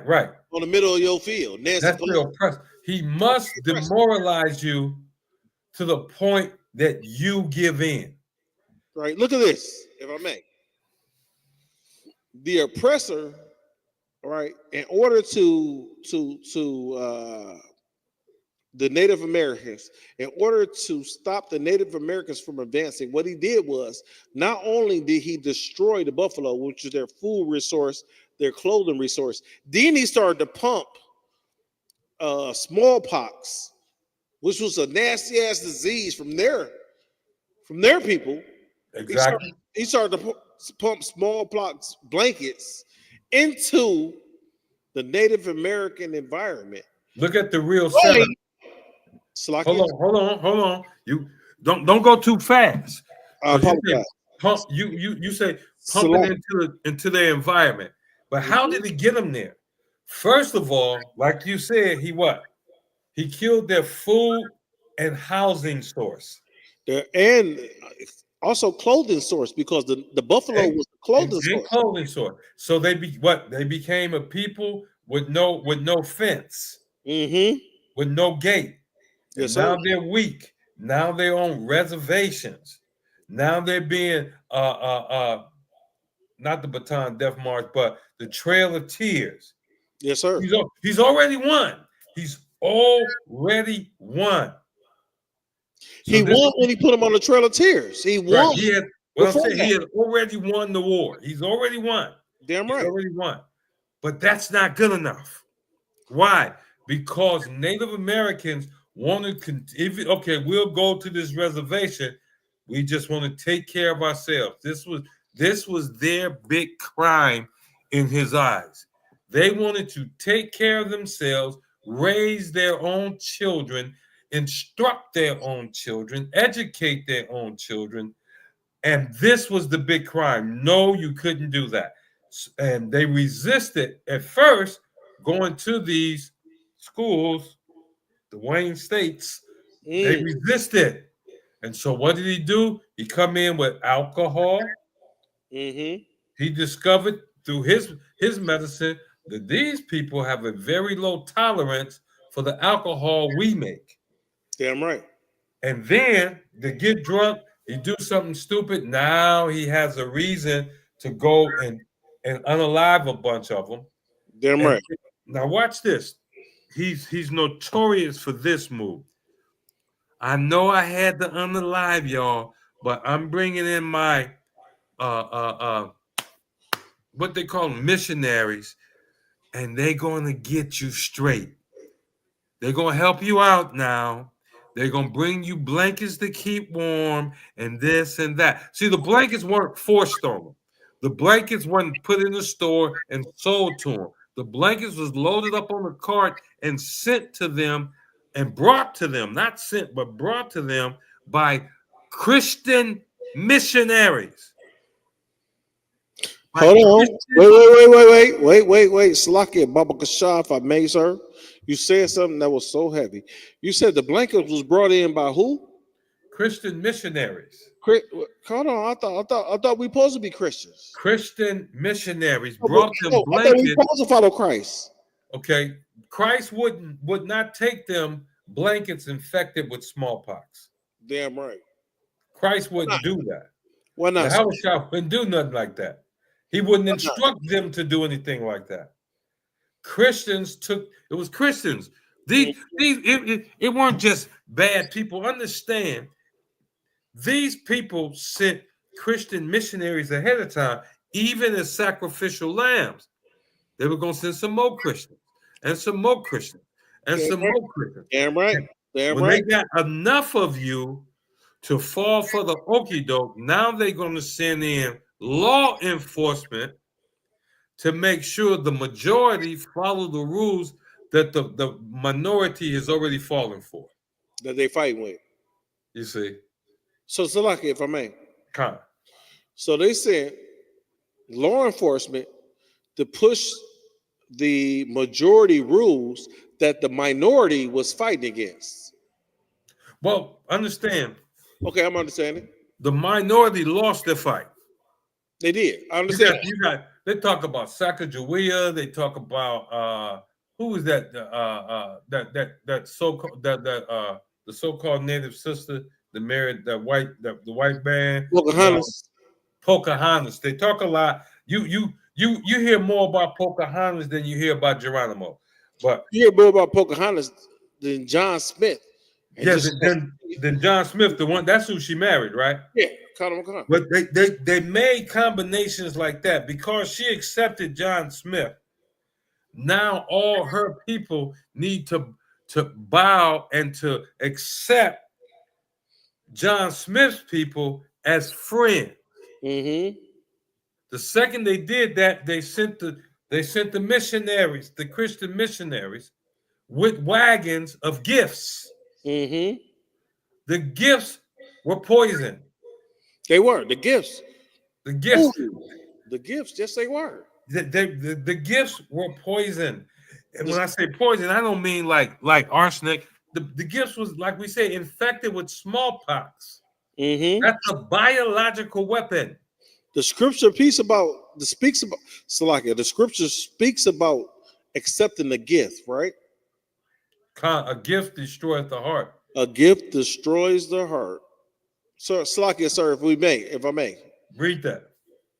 I'm gonna bring that up. Salakia, can I ask you to do me a favor? Is check out the comments, and I'm gonna pull that gift destroys the heart. When the comments change, I promise you, I'm going to read that first scripture you already had. You said a gift. No, what was the first scripture you had? Did we read that already? Oh, you talking about Jeremiah 23 and 25? Yeah, read that. That was Martin Luther King. Oh, Martin Luther King. Read that real quick. So I'm gonna start at 24, if I may. Right. It says, "Can what scripture you at?" This is Jeremiah 23 and verse 24. It says, "Can any hide himself in the secret place that I have, Salakia, that I shall not see him?" Well, let me explain something. There's a scripture that says, if I go, I think it's in the Psalms, David said, if I go into hell, thou art there. You cannot hide from the Most High. He sees everything. He got angels watching everything. So that's what this scripture is saying. I don't care what Martin Luther King thought he was doing. He could not hide from the Most High. What's so heavy about what you're saying, sir? He says, "Can any hide himself in the secret place that I shall not see him? Saith the Lord." Say who? The Lord. You see that? Everything we see happening, the Most High knows that is happening. Look at this, sir, if I may. He said, "Do not I feel heaven and earth, saith the Lord?" Do I not feel heaven and earth, saith the Lord? And why this is important when he asks that question, you have to understand how black folks speak. Yes, sir. You see what I'm saying? How black folks speak. He letting you know he ain't no punk. He letting you know right now. He's warning you. He's no punk. Don't try that. Understand when you dealing with your own children. Yes, you see, when you're dealing with your own children and they trying to sneak something down in the basement or somebody down in the basement behind your back, very seldom are you going to miss it. Remember, the Most High we call him our Father. Damn right. Our Father. He's not. Which art in heaven. Which art in heaven. Look. If my daddy didn't miss it, why do I suspect I can sneak it past the Most High? That's heavy. If my mama didn't miss it, why do I think I can sneak this thing past the Most High? And I'm gonna just show you how true this is. He told you that you should that pork, that shrimp, crab, and lobster is unlawful. He said, don't eat it. You decided it tasted good. So you gonna eat it. And you're not gonna listen to nothing that's in the Bible. If I may. By the time you're 45, you're suffering from heart failure, high blood pressure, and a ton of other things that come with eating this garbage. Diabetes. Go ahead. Verse 25. Verse 25. Slack sir. I have heard what the prophets said that prophesied lies in my name. Stop. Whoever the Most High is talking about to Jeremiah. Yep. The one thing we know he has done, he prophesied lies to you. I have heard what the prophets have said that prophesy lies in my name. And he did it in the name of the Most High. Damn right. He came to you claiming to represent the Most High, and he prophesied to you a big lie. Keep going. I have heard, this is Slakia, Jeremiah chapter 23 and verse 25. I have heard what the prophets have said that prophesies lies in my name, saying, I have dreamed. I have dreamed. Stop. I don't know how far we got to go with that. I don't even think we have to go real far with that, because everybody knows that famous speech by Martin Luther King. You see what I'm saying? I have a dream. That one day, little black boys and black girls will sit down with and I'm paraphrasing, with little white boys and white girls at the table of brotherhood in harmony and peace and all. Martin Luther King lied. Keep reading. He lied. If I may. This is the prophet that lies. If I may, sir. Go ahead. The scripture says, I have heard The prophets who, and I'm paraphrasing, the prophets who have prophesied lies in my name. It said, I have dreamed. I have dreamed. We understand that Martin Luther King said the little white boys and little white girls gonna sit down and we gonna do this and we gonna do that. Right? If Martin Luther King would have read this Bible, if Martin Luther King would have read this Bible, Deuteronomy 28 and 68 would have kicked him in his fucking face. And here's why it didn't. I'm not going to say that any black preacher. When I say black, I mean black, Hispanic, Native American. I understand. I'm not going to say that they have not read these scriptures because they went to school. They did. They went to theologian school, sir. They went to school. They went to school called a seminary. Oh, goddamn! If I may, let me get this out, please. If the problem is that they had already the mindset to believe what was taught to them by their oppressor. Damn right. And not read for themselves. Yes, sir. Not study for themselves. Yes, sir. We haven't understand that whip beat the question the master out of us. You don't question the master about shit. Sugar, honey, iced tea. You don't question the master about shit because that whip gonna come back out. You see what I'm saying? Damn right. And that's up north as well as down south. That's on the East Coast as well as the West Coast. The whip is coming out some kind of way. And so even as a young man, they got him good because remember Martin King, I think he went to college when he was 15 or 16. He had a doctorate degree. You know, I'm saying, but see, if Hitler said it best, give me your child before he's 12 years old. No, before he's 7. By the time he's 12, I'll give you a Nazi. That's what Hitler said. Yeah.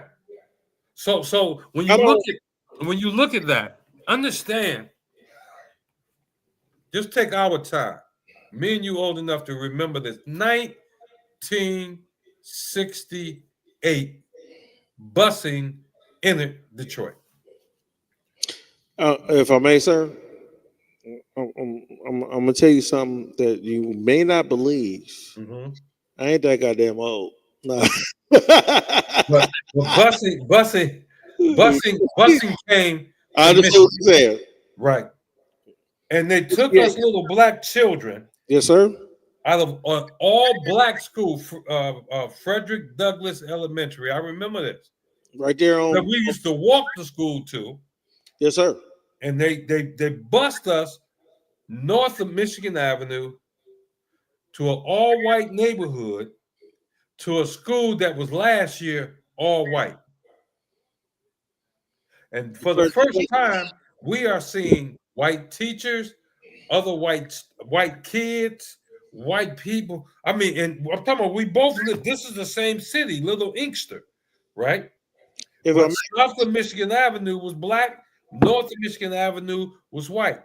When they brought busing in, my teacher was no longer. I could no longer walk up the street 6 houses to Miss Baylor's house and ask her a question. You see, because my teacher now, whether she was black or white, was over in this all-white school that we were bused to. That we were bused to because of integration, because of Martin Luther King's dream. You see what I'm saying? Now, you put me in a white system as a 10-year-old child. Watch this. Unless I grew up my whole life in a UPK, I'm as susceptible to the bullshit as everybody else. I gotta ask a question, sir. I'm a 10-year-old child. Go ahead. I gotta ask a question. And before I ask my question, I see we got comments lined up. All this has been read already. I don't want to ask my question, and it's one of the questions in the comments. If if I may, sir, if you can read the comments off. The last comment was homelessness will get folks locked up. That's what Laura wrote. We read that already. Cool. So what you got to understand is that you said something heavy, right? What did you just say? Could you please repeat that one time? I say we got bused. We were so young when we got bused, and we're talking about King because he went into college as a teenager. Now understand, when we got bused in the 60s, right, in the late 60s, we got bused. Our parents didn't go with us. We went from an all-black school to an all-white school. To an all-white school. Some of the black teachers were taken there, right? But the curriculum is designed by our oppressor. Could I ask you? At watch this, at 6, 7, 8, 9, 10, 11, 12 years old, you can teach us anything. We're children. We're going to accept it as being the truth. So this is the question I want to ask you. How old was you when they bust you from the black society to the oppressive society? 10 years old. You 10 years old, right? About 10 years old, yeah. Your brain was still developing. Exactly. Right, with your brain still developing, not only your brain still developing, your culture still developing, you still understanding sexuality, right? Think about this, and the reason why I bring this up, because our oppressor likes to bring up sexuality at 2-3 years old, a young kid, like, oh yeah, you get to decide who you want to be at this age. I see where you're going. You see what I'm going? I see where you're going with that. Yeah, so at 10 years old. Yeah, we're bust. So I'm gonna say something, Israel, and this is gonna sound messed up, Israel. At 10 years old, and my Ottawa, my Lord, here, when they did the swimming in the in Esau's school, they made them swim naked. Am I lying, sir? We didn't have swimming. Y'all ain't have swimming? Nah, we had kickball. Y'all had kickball. So we had swimming, right? We had swimming, and my first year swimming, right, was the year after the last year they made the brothers and the sisters swim naked. Think about this. Why in the hell did Esau want to see some kids swim naked? But this is his nature. Damn right. Understand, his churches, and it's not just the Catholic Church. The Catholic Church is the one that got caught and put in the front. It ain't just the Catholic Church. But they've been pedophiles for a long time. And understand, they felt empowered to be pedophiles because of slavery. Why? Because they could do anything to the slave. You see what I'm saying? They could do anything they wanted to a slave. And to this day, he's not willing as a people to give up that power. Make America great again mean put the nigger, the spics, and the Hispanics, the wetbacks and the Hispanics back into slavery. So if I may, sir, when the scripture in Jeremiah 23 and 25, right? And I would just ask you to break this down, please, sir. And you know where I'm going with it. It says, I have heard what the prophets said that prophesied lies in my name, saying, I have dreamed, I have dreamed. 26. How long shall this be in the heart of the prophets that lie? Okay. That prophesies lies. Yea, they are prophets of the deceit of their own hearts. Now, understand. understand when you are under pressure as a child, Mm-hmm. you don't want the pain. You will quickly adjust your behavior. You will quickly adjust your ideology, your understanding, in order to make that pain disappear. You understand? Yes, sir. To make the pain stop or to avoid the pain. Mm-hmm. And I'm not trying to give the Martin Kings and the Jesse Jacksons, I'm not trying to give them a way out. I want you to understand that they came up when they came up just out of slavery, and they learned the shucking job. They learned to get along. They really thought that education, if you can go and learn the same books they learn, that's gonna make them love you. Damn right. But it wasn't, and so they chose not to upset the apple cart and to become great at what our oppressor wanted them to become great at, and they never saw the lie coming. And then if they now watch this, and if they did, shame on them. Mm-hmm. Because today, the preachers today don't have that excuse. You see what I'm saying? Because we tell them every day what the truth is. We give them the Bible every day. Every day. But they continue. They didn't have it. I don't know who Martin King spoke to as a young man. I don't know who was doing the truth back when he was coming up, who was spreading the truth around. It wasn't totally gone. It wasn't. Commanding General Yohana found it. He did. You see what I'm saying? Yes, sir. He found it. So why didn't Martin King find it? I don't know. Why didn't Malcolm X find it? I don't know why they didn't find it, right? But they found lies that they found to be acceptable. They learned those lies, and then they began to propagate those lies back out to the people and trick the people because of men of the cloth. As men of the cloth, they represented to the people that they stood for the Most High. If I may. Stood for the Bible.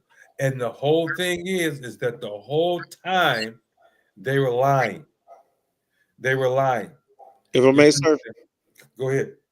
The only way that I can say that the reason why Commanding General Yohana heard it and King and Malcolm and all them other punk ass niggas didn't hear it is because the Bible says, "He that has an ear, let him hear." Let him hear. Only one that had an ear. And here's the deal. Please. This brings us full circle. Yes, sir. Let me get this comment real quick. This is from the Shah Gabar. What's up, Nashah? Shalom, Yahweh. Ba'ashem Yahweh Shah Barakatah. This is Trooper Nashah Gabar checking in from Saginaw. Hey, Nashah, Salakia, if I may. I understand we've been busy. We had something that we supposed to put together. We're gonna continue to do that. I'm gonna continue to help you. Gonna continue to to bring up what we're supposed to be bringing up. We're gonna do that. All right. And here's the deal. Please. Even I remember my pastor, because I used to be an acolyte in the AME church. Used to be a what? An acolyte. Now you gotta tell folk what that means. That's the little boys. That's the little boys in the church. Little boys in the church. That if you was in a Catholic church, you'd have been pretty much SA. But this was an all-black African Methodist Episcopal Church, AME. And Reverend Lowe at that time, you could tell if you had certain questions on Saturday morning, you could tell that you wasn't getting the whole thing. We would ask little silly questions. Reverend Lowe, I got a question. Okay, what's your question today? Okay, if the Bible say, remember the Sabbath day to keep it holy, 6 days should I labor and do all our work, but the seventh is the seventh day is the Sabbath of the Lord thy God. He said, okay, what's your question? Well, the seventh day of the week is Saturday. Why do we go to church on Sunday? I'm calling your mama. You see what I'm saying? I'm calling your mama. So I don't know why you want to be difficult. So I don't know why you want to be difficult, but that's the kind of stuff you dealt with as a child. Damn right. You see what I'm saying? That's the kind of stuff you dealt with as a child. That you were discouraged. You weren't given a reason why. You was told you were asking the wrong questions. You are thinking wrong. You see what I'm saying? If I may, so say what? If I may, go ahead. I went through that too. And when they said we calling your mama, I say, well, but my daddy said, and that changed the whole game up.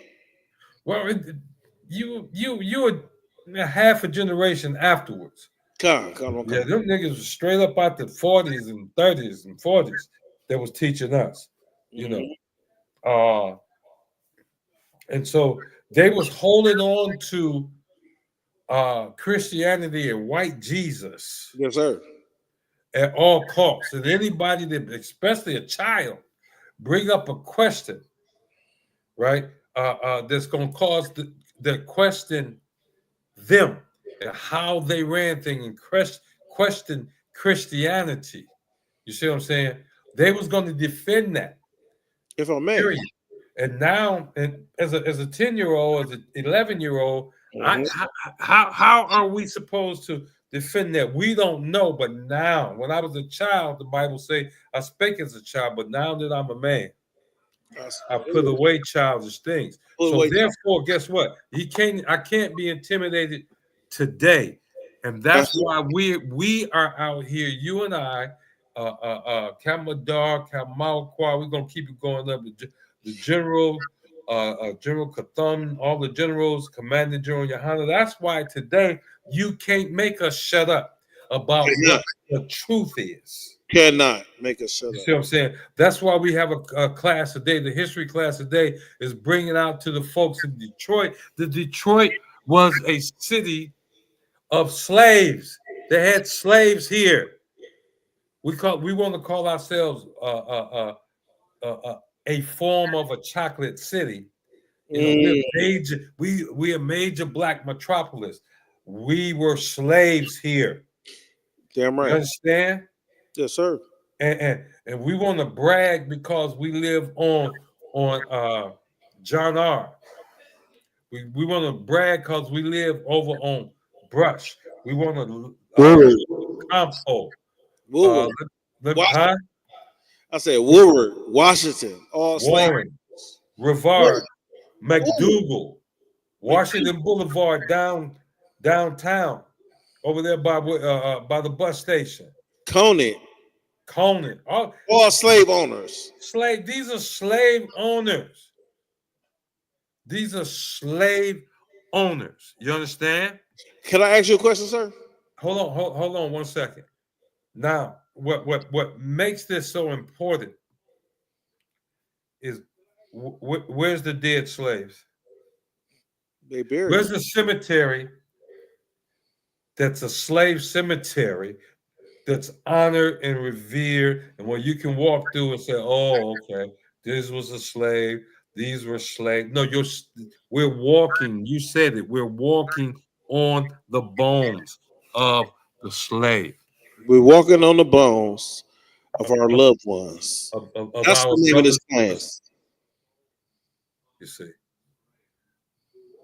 And we're honoring, we continue to honor these past slave masters. Damn right. You see that? Damn right. And we brag. We brag because my house is on. Do they have a street called Pontchartrain? Pontchartrain, yes. That's over off of 7 Mile in Woodward area, right? And they got big houses on Pontchartrain. Yeah, that's what I'm saying with the rich folks. That's over by the rich folks. You see that? And the black rich folks, you just brag. But the black rich folks never taught me. Look up Macomb. Look up Macomb. Yeah, look up Macomb. Look up what's Laura's school name? Look up Cass. We looked up Cass. Look up what's his name? Anthony Wayne, Mad Anthony. We looked up Anthony Wayne. You see, but we didn't do any of that growing up here. Damn right. As a 20-year-old, I didn't even think about doing anything like that. Mm-hmm. So we're bringing it out today. I can't believe it's 9 o'clock already. Sir, if I may. Go ahead. Would you take us out? I'm gonna go to the comment section. Before please. Before we go, read Malakama. Malakama? Is that my nigga like you? We see you. Matthew 24:24. Matthew, matter of fact, tell Malakama I could have sent him and he could have came in the class. We're gonna get him next week. Get him next week. No. You hear us, Malakama, right? Mm-hmm. I don't see no Cleveland in here. Get Matthew 24:24. The whole idea is everything around you he said, Malakama said, LOL. Everything around you here in Detroit, right, has the stench of slavery all over it. Yes, sir. You understand? There's nothing good here. Yes, sir. You understand? I'm gonna tell you a secret. There's a brother by the name of George Washington Carver. Mm-hmm. Was that his name? George Washington Carver? Yeah. Peanut. Yeah. We call it Peanut. No. Do you know that Henry Ford tried to take him away from Tuskegee? Yes, sir. Just to make more money. Tried to bring him up here. Yes, sir. You see what I'm saying? If I may, make more money, because this brother came up with biodiesel. This brother came up also with a body for the car that was made out of fiber that Ford could actually that was made out of peanuts. Out of different fiber. He used more than peanuts. They like to say peanuts to diminish the brother's accomplishments. Damn right. But that biodiesel, that was out of peanuts. Ooh, you know, you got a young brother right now. Huh? You say you got a young brother right now making that shit out of plastic. Yeah. I got it. We are Israelites. Let's get this through your head. Ford couldn't bring that brother because he loved his people too much. Mm-hmm. And guess what? Trump can't stop us because we love our people too much. Whoever them two hookers he got working for him, the two women that always come on there on TV, they can't stop us. The governors that's on his side can't stop us because we love our people too much. Malakama say next week. Oh, you want to bring that scripture up now or later? Yeah, get that scripture right there. Matthew 24:24. You said Matthew 24:24. You're right. Lock them out. You lucky you, my brother, because you want to run the class over. But I got you, my brother. This is Matthew chapter 24 and verse 24. It says, "For there shall arise false Christs and false prophets, and shall shew great signs and wonders." And shall show great signs and wonders. Go ahead. Yep, shall show great signs and wonders, insomuch that if it were possible, if hear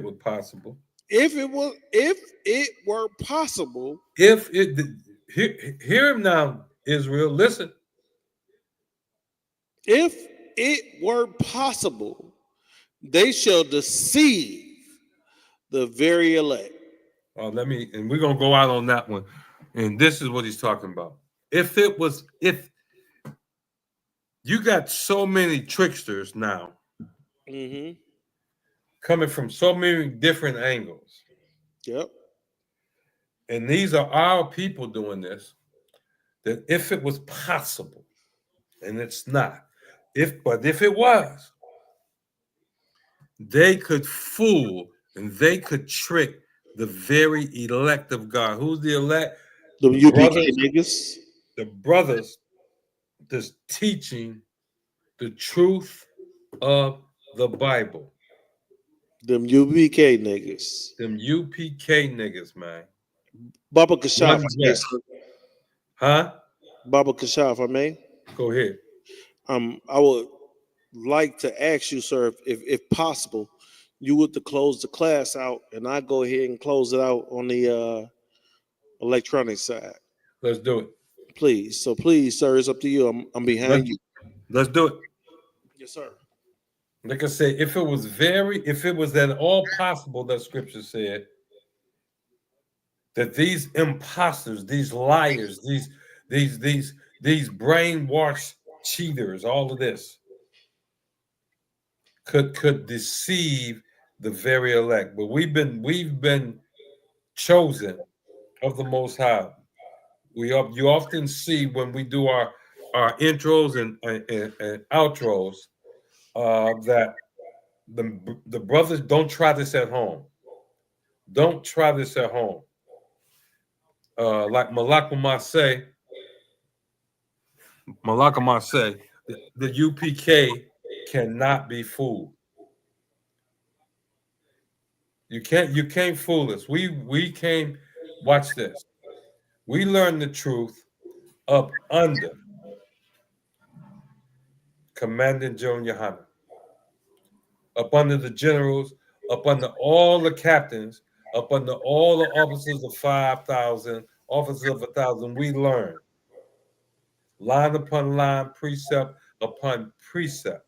So we're not letting Christians, we're not fooled by Christians, and we're not going to let Christians fool you. Because every time they come out with a lie, one of us hear it, we coming back at you with the truth. We coming back at you with the truth and telling you what it is. And like you said, we got the receipts. Everything we talked about, every name we talked about, you can put it in Google right now and ask the question about them owning slaves. You understand? It's time for you to stop being a puppet for your oppressor and to come back to the Most High, to start obeying these laws, statutes, and commandments. You understand? Get in class. Get in class. Before I let the brother take you out, what I do want to do is for a quick second, is put something up on the screen for you, if I can bring it up real fast. Where is it at? Where's the general stuff at?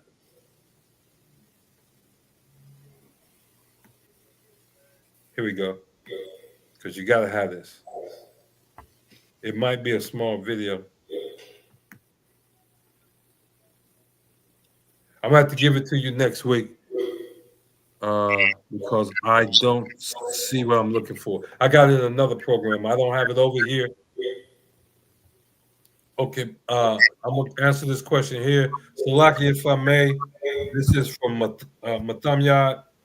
Is it true that the original Statue of Liberty was originally a black woman? I heard that too. I don't know. But I'll look it up. Ask us again next week. Bring that back next week. But we'll look it up and find it. What kind of, sir?